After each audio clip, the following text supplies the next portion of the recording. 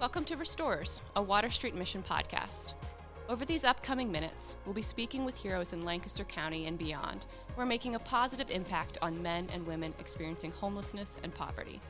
Each episode, we'll speak with an expert from the community, as well as one of our own Water Street Mission staff members, to learn more about how each of them are working to make a difference locally.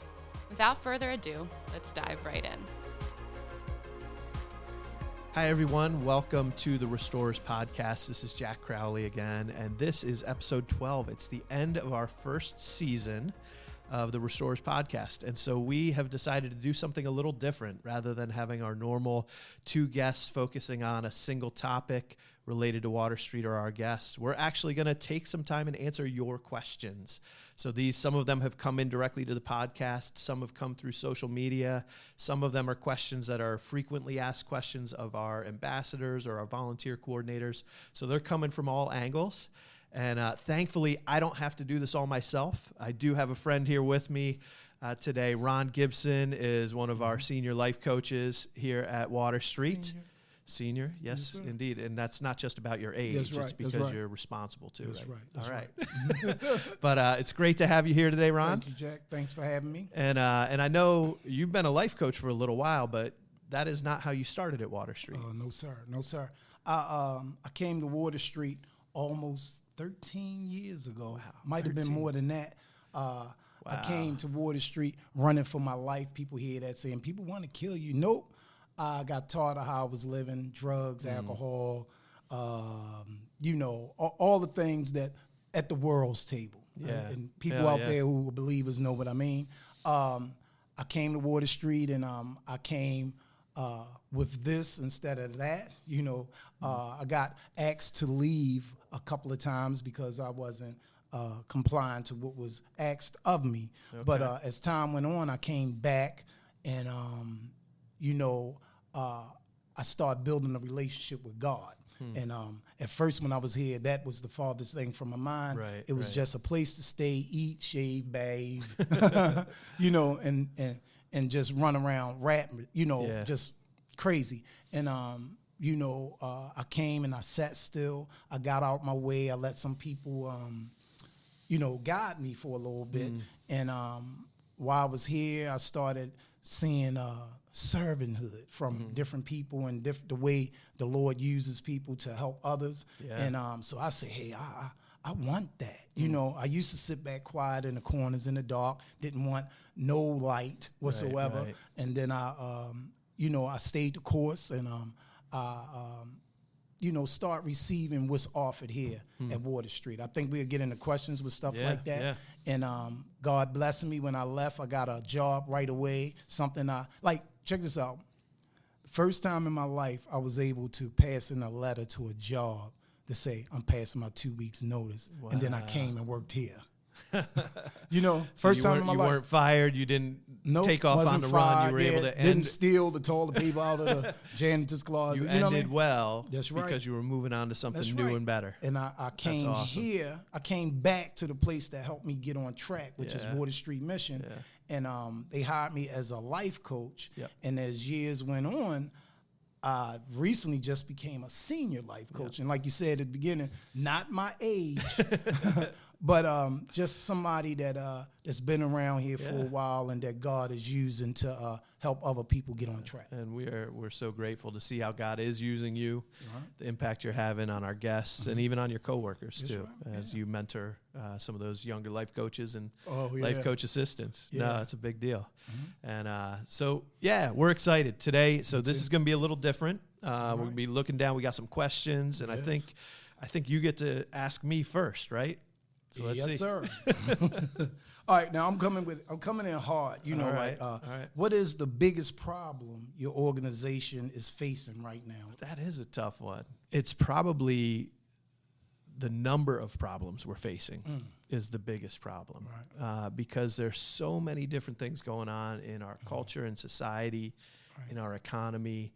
And it's when you put all those things together, it makes life harder for Water Street. Right. So I couldn't really single out one thing, but it's the fact that it's not just one thing. Right. So it's the affordable housing crisis. It's inflation. It's the difficulty of finding quality staff, right. Because of the Great Resignation, and all these people have been leaving their jobs and leaving the workforce, and the baby boomers are all retiring, and there's not enough younger people coming on, and so there's all these openings everywhere.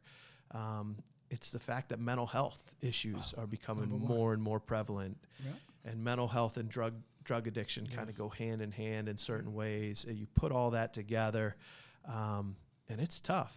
It's tough. And but I'm grateful that we have such a faithful community of supporters and faithful staff that are helping us navigate it. So we're having to learn and change on the fly, trying to bring new services to the table to help people with new issues. I'm sure you're seeing that, especially around the mental health and addictions, and even as people are progressing and finishing their program, how hard it is to find a house. And so we got people staying here for 3 years, 4 years. And but we won't even talk about COVID. I would like to thank you. Like you mentioned mental health a few times. I like to thank y'all for giving us training. For mental health. Even though I believe everybody got a little bit of mental health, it's just some people got it a little more. And I want to thank Water Street for helping us be able to address that issue, because it is real big. Absolutely, right, and that's something we're looking at even more to expand that, because not everybody's going to be an expert, not everybody's going to be a licensed counselor, but we got to have a baseline knowledge. So, so the biggest problem is the number of problems. Okay. So now I get to ask you a question. See, you came hard at me. I'm going to be nice. I'm going to give you an easy one. I didn't come first. at you, Jack. Not yet. So the easy one is what's the role of a life coach? We are to walk alongside people when they come here. We're helpers. We're helper ants. You know what I mean? To love on the guests where they at. You know what I mean? We take a lot in, but we also pour in a lot to people that come here. Like when I meet people, they first come here, Jack, you know me, I'm outgoing. Some people are nervous, and we help set a tone for what we stand on, which is, Christ. I mean, not putting Christ on the ground, standing on him, but you know what I mean? We let people know that that's where we are, and, try to show Christ-like actions and how we do things with people. So we just love on them. Some people, like for me, when I came here, I was shocked at the love that people had for people. You know what I mean? So we help people get on track for outside services, this and that. But one of our mottos is, housing and a job is not everything. It's not the answer. You know what I mean? It's not the answer. That's right. So we got part people, of the answer, but it can't be the only. That's right. So we go deeper, as far as we listeners, we good advisors, and guess what? And we not perfect at it. You know what I mean? So that's what we do as life coaches, That's and a help great people. description. Yeah. Cool. And when you think of coaches in the NFL, you got the coordinators up in the box who aren't even down, but you got the ones down on the field. You guys are the ones on the sidelines, sometimes even going out on the field to help explain it. So. All right, how about this? Who does street outreach for people living on the street? Okay. Who does that? That's a great question. Yeah. So right now, Water Street, we don't have any hired staff that are doing street outreach, although I know many of our staff live in the city, and we encounter people all the time. I know I do on my walk to work, on my walk to church. And so in a way, sometimes we all do get drawn into that. But here in Lancaster County, we're part of a coalition. So there's the Lancaster County Coalition on Homelessness. It's also known as Lanco My Home. And that's a network of a whole bunch of different organizations that are working around issues related to housing and homelessness. And within that coalition, I think we right now have 5 outreach workers that are on the street, that their job is, 40 hours a week, walking the neighborhoods, visiting Binns Park, going to other key places in the county where we know people are unsheltered homeless. And their job is to kind of build relationship and trust, find out what needs they are, make sure people, some of them know that they have options, and they're still on the street. Some of them don't realize there's help for them. And so that's what the outreach workers are for. So some of them work for Tenfold. Some work for CAP. There's one who works for the Lancaster City Alliance, who works just in the downtown area of the city. So there's a number of them out there. We partner with them. We make sure they understand our services. We're listening to them. they'll make referrals to us and connect to make sure that people on the street who are unsheltered know that there are options, know that there's help there for them. It's not just Water Street either that's providing the help. It's others. So right now we've chosen not to put our staff out there because we have a bunch of staff from the community, but we're always looking at, is that enough to meet the need, and should Water Street step up and add to that array of people out there? I know some of those people that you're talking about. Awesome people, you know. It's a tough job. It is a tough job because, you know, everybody don't want help. You know what I mean? Right. And I think it's awesome that, you know, they going out there to inform the people that there is help, you know, because a lot of people just don't know, you know. Absolutely. Absolutely. All right. So here's a question that we get sometimes from people who are driving by Water Street and volunteers who come on campus the first time, and they're like, "What? I'm seeing what's going on? Why is there a line of people waiting to get into a building at Water Street? How come they're not inside? Why are they waiting outside?" Okay. When you see people outside, they are transitioning from a building, from another building. Yeah. We do about, I don't know how many meals a day, but they get to eat 3 times a day, and we don't stay in the dining hall all day. We have an area that's called Providence Day Shelter, where people can go and sit during the day, be on their phones, get on computers, and do all kinds of things that'll help them in their, you know, in their time of need. And we fellowship in this area and stuff like that. So when you see a line of people, sometimes it's to go into the dining hall, because if you really look in the line, there's also staff in those lines too. Yep. You know, we don't root people and stuff, so we stand in line with them. And you know, and then you get people that's just out there, you know, fellowshipping, talking and stuff. Or just need a little space. I've been inside all day in the classroom doing other things, and I just need a little space. And I know this is going to be opening up in 15 minutes. I'll just chill out here. Come out. And they do have a place to be all day. When they get in service here, they can go into the buildings. We have all kinds of stuff that they can do that'll help them. The funny thing is, I really don't like the line culture, right? I hate, like, having people line up for long periods of time waiting to get in. And so we've done a lot to get rid of that. But part of it is just, you know, you're allowed to stay in the dining hall until this opens. But some people, there's a table they want. Right. So but if I go over 5 minutes early, 10 minutes early, then I'll be the first one in, and I'll get my choice of tables. Let me give you this one. And the food is so good that they want to be first in line. That is true. And one thing, God bless the Water Street, that it's enough for everybody. You know. It's not because they're going to run out. They just want it. They just want to get in there first. So let me ask you this, Jack. Do you have to turn people away? And if so, why? Why we have to turn people away, or do you have to? Yeah, that's a tough question. That's a complicated answer. The real short answer is yes, we do. And it's one of the hardest things we do, and it can be a heartbreaking thing. On the positive side, it's very, very rare that we turn people away because we don't have room or we don't have space. And in those cases, we're always working to refer them elsewhere and connect them into other services, even at times going totally outside the box in what we do for people if we're turning away because of space. And that's incredibly rare that we have to do that. But there are times that people have needs that we're just not able to serve. And often it leans one way or the other. It's either physical health needs. That's right. We'll get referrals, or we'll get drop-offs even of people who have massive physical care needs, where really what they need is assisted living, in many cases even nursing care level support. They're coming out of the hospital. They're coming out of another facility. They don't have the resources to go somewhere else. And so in those cases, we'll refer to the hospital and we'll try to collaborate with them. But there are times, because we don't have that, even though we have a medical clinic on campus, we do. It is not a nursing care facility. That's right. We don't have the types of beds and facilities to care for somebody. We don't have the 24/7 nursing staff the way you would need for some of those physical needs. And to go a little deeper, we have to know who we letting in here too. So we do background checks and stuff like that. Even that line, it's a pretty high bar, but we have women and children on campus. That's right. So we're not able to serve Megan's Law offenders. That's right. I mean, that is a strict line we have to follow, because our highest priority is the safety of our guests. That's and right. so the safety of the women and children and don't forget staff too, Jack. And staff, Okay. We care about our staff safety too. There's one other, and that is, and this is an issue, as I mentioned earlier, one of the big things we're facing, mental health issues. Right? Yeah.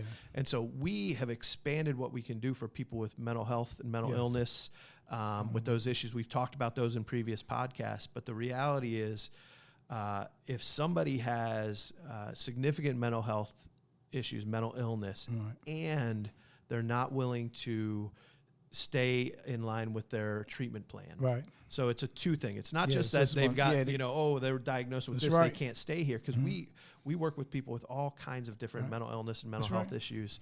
But if they're not willing to take their meds, if they're not willing to go to counseling, they can't come here and say, yes, here's my treatment plan, but I'm not doing any of it. That's right. In those cases, again, it's about safety of our guests, safety of our staff, and of the community. And so those are the rare cases. And it's not like we're turning people away every day, but from time to time we do have to. Well, we got a lot more questions, but we're going to take a quick break and give a little shout out. Thank you to our wonderful sponsor, Rogers and Associates. I want to give a profound thanks to our Season 1 podcast sponsor, Rogers & Associates, who's helping us tremendously in this first year of the Restorers podcast. They're a wealth management firm that helps clients become financially independent for retirement. You can learn more about them online at rogers-associates.com or by calling 717-560-3800. That's Rogers, RODGERS-associates.com. or by calling 717-560-3800. Thank you so much, Rogers and Associates. All right, welcome back, and thanks again, Rogers and Associates. This has been fun so far for me, Ron. You having fun? Yeah. Okay, good. I'm learning a lot. Hopefully our listeners are. Yeah, most definitely. But I think you get to ask the next question. All right. So I'm going to ask you, are men allowed to be at Water Street with their children? Why and why not? Good question. Yeah. As of right now, no. We do not have the ability to have men with their children unless their wife is here too. So we have had married couples with children. Because of our facilities is the main reason. We just have limitations with the construction and configuration of our facilities. So in one building we have space for women with children and single women, and they're all on the same floor together. We have both a shelter and residential, and then our men are in a separate building. And we just don't have the ability, the way those floors are configured, to have both men and women on the same floor. And so if it's a single dad with kids, we're not able to do that. But that's why the relationships we have in the community are so important. So we partner with TLC, we partner with other ministries and with the coalition when we have a dad with kids to help find an alternative for them where we can support them and help them on their journey. Maybe that's something God would have in our future.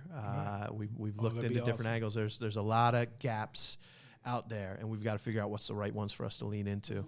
And we have a lot of dads here who aren't with their kids, and that's a big part of what we're working on is to help rebuild and even bring reconciliation there with families that are broken sometimes. Well, guess what? That happened to me. You know, my daughter live with me now. She's trying to drive my car, but that's another story. You will never be able. But the thing is, that's what happened to me. Like they say, rebuilt relationships. I'm gonna just leave it to that. Yeah, that's key. Good stuff. Yeah. All right, here's a good one.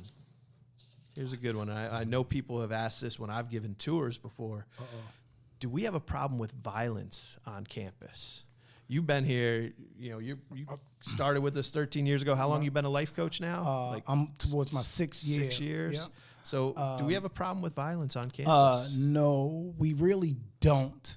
But, I think our guests know, like me coming from where I come from, don't nobody want no problem with the police. You know what I mean? And most of the time, if it's a violent, act, is mostly verbal. Yeah. The people. So things can get tense. Yeah, it can get very tense. Yeah. We have had a couple of physical confrontations, but on the honest is, the people are receiving what's offered here, and they have a little respect with it. And yes, they do get loud, and who don't. But we know how to deal with those situations when they arise. So de-escalation training. De-escalation training. Yeah. You know, and nobody want to see nobody hurt. Yeah. If they wrong or right, you know, whatever the situation is. But we don't have like that. We don't have that too much. It's mostly a verbal confrontation. A broader comment on security related to that too is we do have, so we don't, I mean, part of our environment, if people have looked at our videos or been on campus, they see we're very open, right? Yes, There's our welcome access center. We got rid of the walls and the glass. The glass. I remember the glass. More open. Yeah. I felt like I was at Central Booking. And so part of it is the atmosphere we're trying to create, right? Mm-hmm. So where you feel welcome and respected, so you're willing to give some respect back. That's right. And then the other is, honestly, we do have cameras. That's right. And that's helpful because people are aware. And it actually gives a sense of safety to our guests to know that there are cameras because they know, hey, nothing can happen to me that's not going to be seen. And so the guests will come to us as staff. Yeah. You know, a lot. I mean, you know, we have people that, you know, they make things happen, but a lot of guests will come to us to deal with situations and stuff like that. Before they get escalated. Yeah. They're people, man. Yeah. It's people. But they loved here. That's the most important thing. Absolutely. All right. You get to ask me another one. Well, how often are you seeing people return and why? Yeah.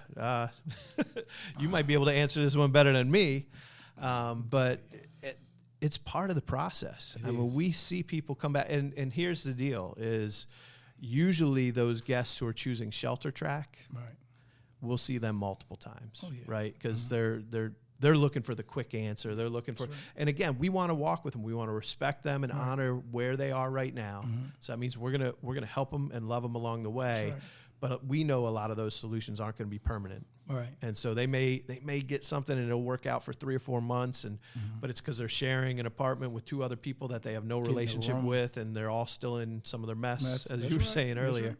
And so they come back and they give it another shot, and they give it another shot. And even in your own story of, you know, coming how back. It was coming back, and then you were ready to maybe look a little deeper. That's right. And I think every time a guest leave and come back, I mean, the goal is, from our point of view, is to help you work on what's in there and then all the other stuff. But a lot of guests return because they want microwave life. They want it, put it in the microwave, hit the button, bing, and everything's good. Yeah. And you know, like for myself, when I came here, like I said, I just needed a place to stay, and you know, till I get a job. Yeah. And then I found out it's more to it than that. Yeah. So you know, a lot of them just return still wanting the microwave life. But after a while, and they get out their way and listen to us and see what's what.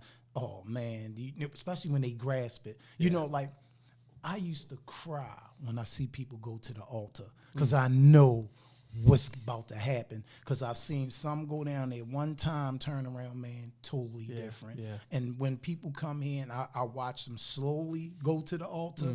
Oh, it makes me, you know, a person come and say, man, I made a doctor's appointment today. I'll make, hey, everybody. You know what I mean? I love the way you celebrate those little moments. I celebrate them. The way you do that, and guess what? It's awesome. In celebration and acknowledging them, bro, that is encouraging. It's huge. It's a huge. Lot, man. Yeah. And let's be totally honest. It's not just our shelter guests who go out. Our residential guests, they'll work that journey. They'll see transformation. That's but it's tough to build community. It's tough to get those supports, and sometimes people do fall. And that's one of the things I love about Water Street, is that our arms are always open. That's right. And people come back. They're often like, I was afraid to come back. I was ashamed to come back. And I can't believe how much you guys have loved me since I came back. Hey, man, I've seen people curse us out on the other side of the street, right? And then come back. I don't think to humble themselves so they can have a place to stay, but come back sincere and more honest than what they left and say, hey, I'm sorry, man. And they go upstairs and do what got to be done. You know what I mean? Or God do what got to be done. But you know what I'm saying? I love to see people, you know, transformation. That is my new high, to see people transform. Absolutely. You know what I mean? I'm with you. Yeah. And then I'm going to take a side tact on this question. People coming back. We were in the parking lot a couple days ago. That's right. And that's you're right. like, Jack. Yeah, I had to introduce you to this guy. Was it Howard? His name was Howard, right? Yeah, man. Now, Howard was a guy that was in the program with me 13 years ago, right? Yep. And he was something, you know what I mean? But Howard left here, got a CDLs. Yep. He got a wife and kid. And he admitted I fell a couple of times. But guess what? I love he was willing to share that honest. So he's like, right. He's like, when I left, I tried to do it my own way. That's like right. all that stuff I learned, and then I got out there. I tried to do it my own. But you know what he did? Like, he regrouped with what he learned, and he's doing good. As a matter of fact, he was selling a car. You know what I mean? He's like, I got too many. And, you know what I mean? He talked about that foundation. Yeah. Like, I got the foundation here. Yes, he did. So even when I screwed up, I knew what I needed to go back to. Yep. And he's like, I'm 11 years sober. I'm married. I got kids. I got a good job. And he wanted to come and just say hi. Just to say hi. To Water Street. And then he seen me. He almost bust out crying. Oh, my gosh. And he also asked me a question. You still here? He thought you were in the program? Yeah, he thought I was in the program. I said, yeah. But I shared with him, and he almost cried. Man, I got so many stories with that, man. That's awesome. So not every return back to campus is not a bad one. That's awesome, man. God is good. That is bro. awesome. God good is stuff. Good stuff. You know what I mean? I don't know whose turn it is to ask a question because we're both answering. Well, how about this? All right. How long can guests stay here, Jack? One of the things that I think is really cool about our program, so there are some missions out there that, you've got your time-limited stays. Mm-hmm. We have a couple different tracks, and depending on which track you choose as a guest, as a resident here, one is time-limited and one is not. So if somebody wants to be in shelter, and like we talked about earlier, shelter is about like, what are those things I need to deal with quickly to get back out into the community, to find a place? So it's find a job. It's, maybe you got a job already. It's just get an apartment, get something. If you choose shelter track, you have your 7 days of stabilization where we're building relationship, and then shelter is 60 days. 60, yep.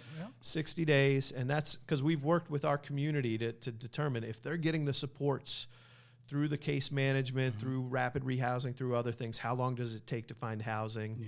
And it's different for everybody. And right now it's worse. But typically it's 45 to 60 days. And so we set our limit at 60 days because, again, if what you want is to get back into housing, and if you're determined to do it, we're going to walk with you, help you get there.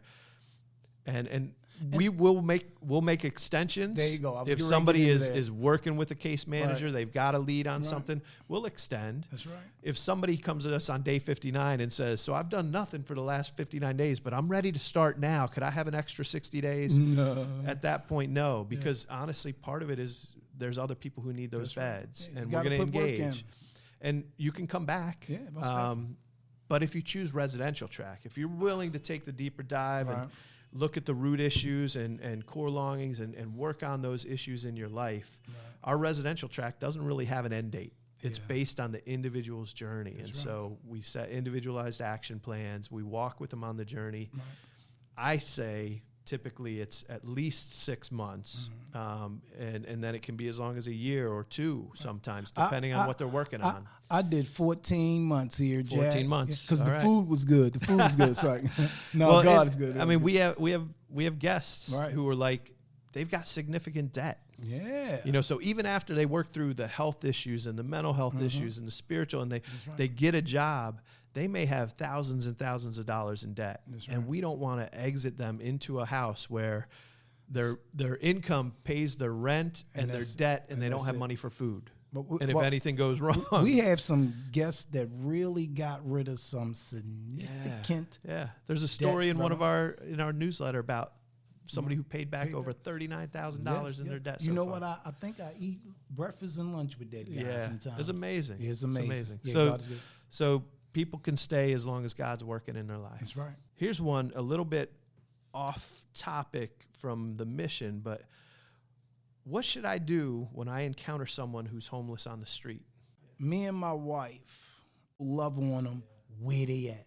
On the street, around the corner, here on the property. Yeah. Some people say you shouldn't give them money. We don't always give money. We give encouragement. We pray. And my wife is a prayer warrior. We pray with people and stuff like that.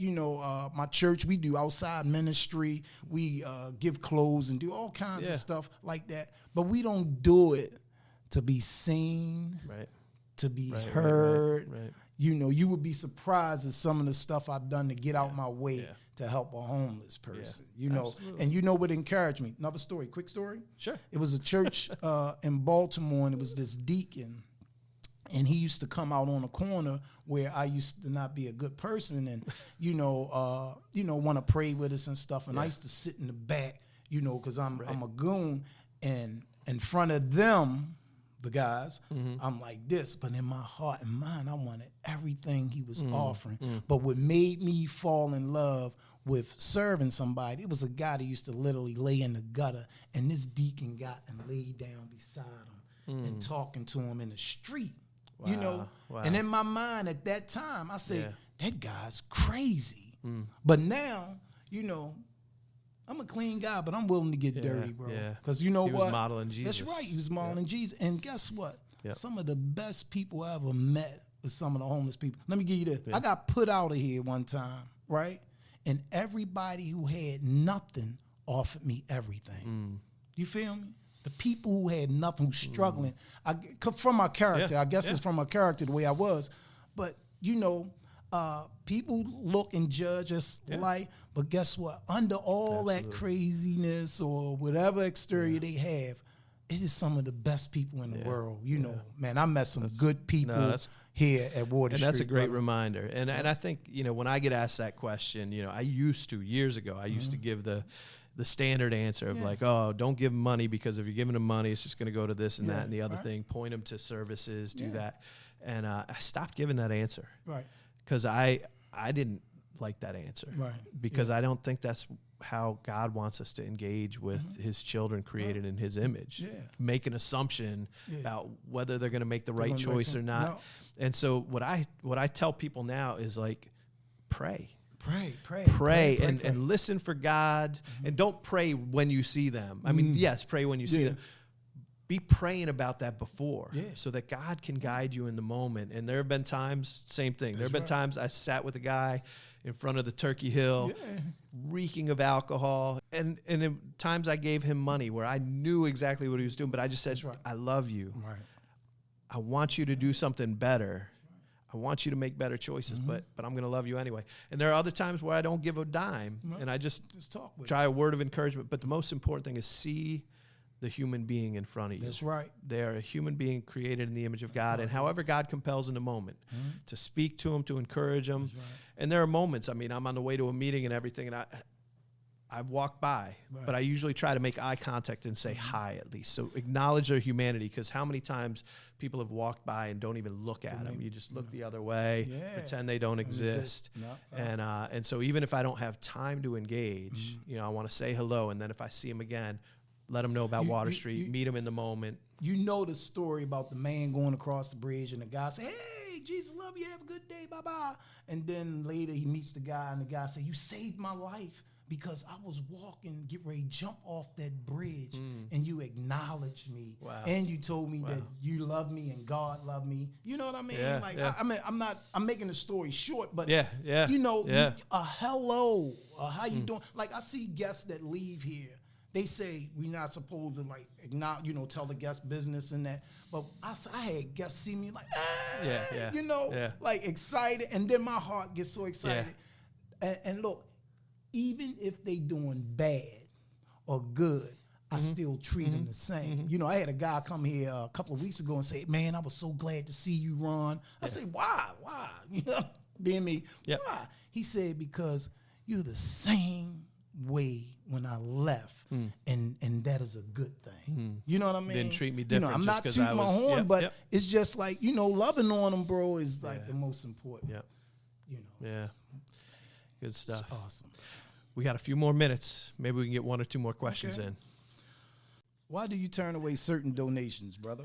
Why do we turn away certain? Well, there are some things that we can't keep on campus. We don't have room for. We don't. So years ago, we used to take clothing, furniture, household goods, all kinds of stuff, because we had warehouse space, and we had thrift stores, and we had the ability to turn those around and distribute them into the community. As we've expanded and done more on campus with our medical and dental facilities, behavioral health, we've expanded our residential side. we've done more. We don't have all that warehouse space anymore. Right. We don't run thrift stores, and so we can't take everything. Right. So there are certain things we really need to target. We partner with a great thrift store called Community Aid. Right. You can go on our website and learn all the different things that we do accept. It's got to be stuff that can directly benefit our guests here, and then or that we can distribute into the community. So food is a main one, certain personal products and stuff like that. And we do take some clothing at certain times a year, but that'll be on the website. We do winter coats and stuff. There's key times a year, but most of the time clothing, household goods can go to Community Aid. There's Off the Streets is a ministry that does furniture for people who are coming out of homelessness and getting into apartments. So there's other places that those things can be donated. All right. Here's one. Do our guests get drug tests and breathalyzers? Oh, wow. They have to, all of our guests in shelter, they have to drug test every night before they come into shelter, right? No. Why not? Well, our residential guests, the ones that they signed contracts and all that, committed to a long-term program. Yep. They have to do a breathalyzer every night, doing check-in. As far as a urinalysis, that is if they committed to, the drug track, drug and alcohol track.